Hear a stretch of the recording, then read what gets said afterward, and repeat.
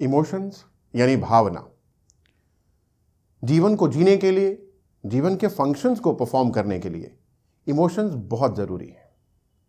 Emotions प्रकृति का बहुत बड़ा गिफ्ट है जो हमें लाइफ की पेन्स और प्लेजर्स को एक्सपीरियंस करने में मदद करता है। पर दोस्तों, यदि यही इमोशंस हम सप्रेस करके सालों साल अंदर रखते हैं, यदि इन्हीं इमोशंस की एनर्जी को हमें चैनलाइज करना नहीं आता है, तो यही इमोशंस जो वरदान थे वो अभिशाप बन जाते हैं। दोस्तों, मैं आप सभी का अपना गौरव वेग आपका बहुत बहुत स्वागत करता हूं आज की इस वीडियो में, जिसमें हम बात करेंगे इन्हीं इमोशंस के बारे में और इन इमोशंस को कैसे कंट्रोल करें, कैसे इस भावना की, इमोशन की ऊर्जा को आप चैनलाइज करें। इसलिए मेरे साथ इस वीडियो में अंत तक बने रहें। यदि चैनल पर नए हैं तो सब्सक्राइब करें और वीडियो पसंद आने पर लाइक, शेयर और कमेंट भी करें। दोस्तों, जब हम इमोशंस को हैंडल नहीं कर पाते तो यही इमोशंस हमारे भीतर स्टोर हो जाते हैं और वहां से बाहर निकलने का रास्ता ढूंढते हैं और अनेकों बीमारियों के रूप में हमारे शरीर से बाहर निकलते हैं। एक रिसर्च के मुताबिक 95% बीमारियां इमोशंस के कारण होने वाली बीमारियां हैं, वो इमोशंस जिनको हमने सप्रेस करके दबा के रखा था। दोस्तों, जब भी कोई इमोशन हमारे शरीर में एक्टिवेट होता है तो वो अपने साथ एक एनर्जी को बनाता है। हमारे शरीर में जो एनर्जी पैदा होती है वो हमें कुछ एक्शन लेने के लिए फोर्स करती है। जैसे मान लीजिए आपके भीतर डर का इमोशन है, मान लीजिए आप असुरक्षा का भाव महसूस कर रहे हो, उस समय आपके अंदर जो ऊर्जा बनेगी वो आपको मजबूर करेगी कि या तो आप लड़ो या फिर आप भाग जाओ। इसी तरह से अलग अलग इमोशंस अलग अलग तरह की एनर्जी बनाते हैं और अलग अलग तरह की एनर्जी अलग अलग तरह के एक्शन लेने के लिए हमें प्रभावित करते हैं, हमें फोर्स करते हैं, प्रेरित करते हैं। परंतु सभी इमोशंस पर एक्शन लेना नुकसानदायक हो सकता है, या यूं कहें समाज भी इनकी अनुमति नहीं देता है। इसलिए हम अपने इमोशंस को दबाने लग जाते हैं। क्यों? क्योंकि हमें बचपन से इस चीज़ की ट्रेनिंग दी गई है। हमें ये तो नहीं बताया गया कि इन इमोशंस की एनर्जी को चैनलाइज कैसे करें, पर यह ज़रूर बताया गया कि ये वाले इमोशंस दबाने हैं। अगर ये पता चल जाएगा समाज को तो लोग तुम्हें जज करेंगे, तुम्हें बुरा समझेंगे, ये अच्छा नहीं लगता है, लोगों के सामने ऐसा नहीं करते, लोगों के सामने ये नहीं बताते, तो हम जो अंदर का भाव है उसे दबाना सीख जाते हैं। यहां तक कि नेचुरल सा भाव, हंसना, रोना, वो भी हम दबाने लग जाते हैं। तो जब हम सालों तक अपने इमोशंस को सप्रेस करते हैं या फिर दूसरा एक रास्ता चुनते हैं इग्नोर करने का, कि हम उस इमोशन से भागने का तरीका ढूंढते हैं कि अपना ध्यान कहीं और ले जाते हैं, किसी और एक्शन पर। जैसे कुछ लोग खाने पीने लग जाते हैं, कुछ लोग मोबाइल पर लग जाते हैं, कुछ लोग मूवी देखने चले जाते हैं कि ध्यान कहीं और चला जाए। उस इमोशन से भागने की कोशिश करते हैं और कुछ लोग तो नशे इत्यादि में ही लग जाते हैं। तो दोस्तों, इग्नोर करना या सप्रेस करना ये दोनों ही सलूशन नहीं है, क्योंकि जो भी इमोशन हमारे भीतर स्टोर है, उसकी ऊर्जा हमारे भीतर स्टोर है, वो हमारे शरीर में जमा रहती है और मौका आने पर वहां से बाहर निकलने का हर संभव प्रयास करती है। शरीर प्रतिक्रिया देता है और प्रतिक्रिया बीमारी के रूप में देता है, अलग अलग तरह की पेन्स के रूप में देता है, अलग अलग तरह की तकलीफ के रूप में देता है। और जब हम ऊर्जा को दबाते हैं तो एक दिन विस्फोट करके वो ऊर्जा बाहर आती है। इसीलिए भयंकर बड़ी बड़ी बीमारियां जो हो रही हैं, उन सब बीमारियों का भी जो रूट कॉज है वो कहीं ना कहीं दबा हुआ इमोशन है। दोस्तों, जब हम लगातार इमोशंस को सप्रेस करते चले जाते हैं तो वो हमारी बिहेवियर में भी झलकने लग जाता है। जैसे किसी ने अगर अपने एंगर को बहुत ज़्यादा दबा करके रखा है तो आप पाएंगे कि वो व्यक्ति जगह जगह पर बहस में उलझता है, वो अलग अलग टॉपिक पर बहस करता है। वो रिलीजन्स हो सकते हैं, वो पॉलिटिक्स हो सकती है, वो फिल्मी टॉपिक हो सकता है, या कोई भी और विषय जिस पर वो बहस कर रहा है, क्योंकि उसने अपने अंदर एक एंगर के इमोशन को लंबे समय से दबा करके रखा है, तो वो जगह जगह फूट रहा है।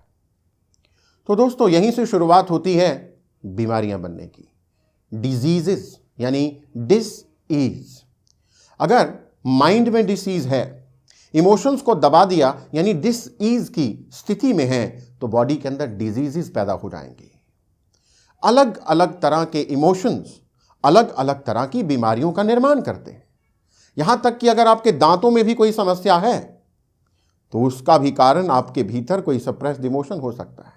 अगर किसी को थायराइड ग्रंथि से जुड़ा हुआ रोग है तब भी उसके पीछे एक इमोशन है। कमर दर्द है तो उसके पीछे एक इमोशन है। परंतु हम केवल और केवल शरीर की पीड़ा दूर करने के लिए दवाई लेते हैं, उपचार लेते हैं।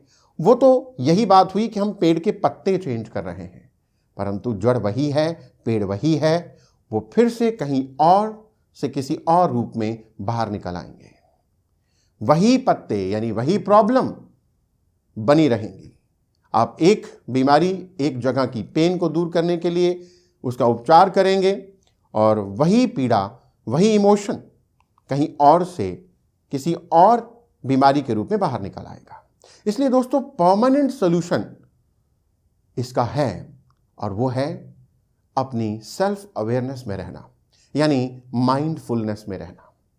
यानी जब आप अवेयर होते हैं अपने इमोशंस के प्रति, तो आप इन इमोशंस की ऊर्जा को ना तो इग्नोर कर रहे हैं, ना ही सप्रेस कर रहे हैं, केवल और केवल ट्रांसम्यूट कर रहे हैं। दोस्तों, जब हम अवेयर नहीं होते तो क्या होता है? जब हम अपने सेल्फ अवेयरनेस में नहीं रहते तो हमारा सबकॉन्शियस माइंड हमारे विचारों को और हमारे एक्शंस को टेक ओवर कर लेता है। और हमारे सबकॉन्शियस माइंड का पहला जो काम है वो है हमें सुरक्षा प्रदान करना। इसलिए वो हर उस चीज को, हर उस कारण को, हर उस स्थिति को हमसे दूर कर देता है या करने की कोशिश करता है जो हमें पेन देती है। इसलिए जो इमोशंस भी हमें पीड़ा दे रहे हैं, हमारे ही भीतर हैं परंतु हमें पीड़ा दे रहे हैं, हमारा सबकॉन्शियस माइंड उन सभी इमोशंस को भी इग्नोर करने लगता है या फिर उनको सप्रेस करता है। ये दोनों ही चीजें बुरी हैं दोस्तों, क्योंकि किसी दिन ये सप्रेस्ड इमोशन एक विस्फोट के रूप में बाहर आएंगे और वो विस्फोट कोई भी बड़ी बीमारी हो सकती है। इसलिए सेल्फ अवेयरनेस में रहना बहुत जरूरी है। जब हम सेल्फ अवेयरनेस में हैं तो हमारे ब्रेन का जो फ्रंटल लोब है, जो सेल्फ अवेयरनेस की सीट है, कॉन्शियसनेस की सीट है, वो एक्टिवेट हो जाता है। दोस्तों, सेल्फ अवेयरनेस में कैसे रहें? बड़ा आसान है। अपने इमोशन के साथ बैठें। जो भी इमोशन है उसके साथ बैठें, मतलब उसको ऑब्जर्व करें। अब अपने शरीर के अंदर भी ये देखना शुरू करें कि वो इमोशन कहां कहां पर क्या क्या प्रतिक्रिया दे रहा है। आपके शरीर में वो इमोशन किस तरह से प्रतिक्रिया कर रहा है, आपका शरीर उस पर क्या रिएक्शन दे रहा है, वो देखें। ना तो उस इमोशन को जज करें कि ये बहुत खराब है, ये बहुत अच्छा है, ना ही उस इमोशन के इर्द गिर्द विचार बनाएं और ना ही उस इमोशन को जल्दी दूर भगाने के लिए प्रयास करें। बस केवल ऑब्जर्व करें। और जब आप केवल ऑब्जर्व करते हैं तो थोड़े समय के बाद आप पाते हैं कि आपके और उस इमोशन के बीच में एक गैप बनना शुरू हो गया है। और यही एक तरीका है जब आप फुल अवेयरनेस में रहते हुए अपने इन इमोशंस की एनर्जी को ट्रांसम्यूट कर देते हैं। शुरू शुरू में आपको मुश्किल आ सकती है, परंतु दोस्तों, हर चीज के लिए आपने अभ्यास किया है। जब आप साइकिल चलाना सीख रहे थे तो आप पहले गिरते थे, बैलेंस नहीं बन रहा था, परंतु अभ्यास करते करते आप साइकिल चलाने में, उस बैलेंस पॉइंट को अचीव करने में निपुण हो गए। इसी तरह से आपने जीवन में जिस काम में भी प्रैक्टिस किया है उसमें निपुणता हासिल की है, वो काम आपके लिए आसान हो गया है। इसी तरह से सेल्फ अवेयरनेस, माइंडफुलनेस की प्रैक्टिस करें और आप पाएंगे कि आप इन इमोशंस को बिना दबाए इनकी एनर्जी को ट्रांसम्यूट कर देते हैं, इनकी एनर्जी को समाप्त कर देते हैं।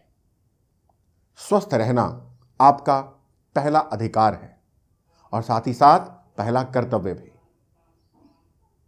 इसलिए हमारे भीतर बनने वाले इन इमोशंस को अपने प्लेजर का सेंटर बनाएं, आनंद की ओर जाने वाला एक साधन बनाएं। आशा करता हूं कि आज की इस वीडियो में साझा किया हुआ ये विजडम ये आपको एक इंसाइट देगा, आपको आनंद की ओर ले जाने में सहायता करेगा और आपको स्वस्थ जीवन जीने में मदद करेगा। क्योंकि इमोशंस यदि दबाएंगे तो एक दिन विस्फोट होगा, और यदि इन इमोशंस को समझते हुए चैनलाइज करना सीख जाएंगे तो आप हमेशा स्वस्थ जीवन जिएंगे। आप सभी आनंदित रहें, स्वस्थ रहें, ऐसी मंगल कामना के साथ मैं आप सबका धन्यवाद करता हूं इस वीडियो को देखने के लिए। इस वीडियो को औरों के साथ भी शेयर करें। आप सदा आनंदित रहें। धन्यवाद।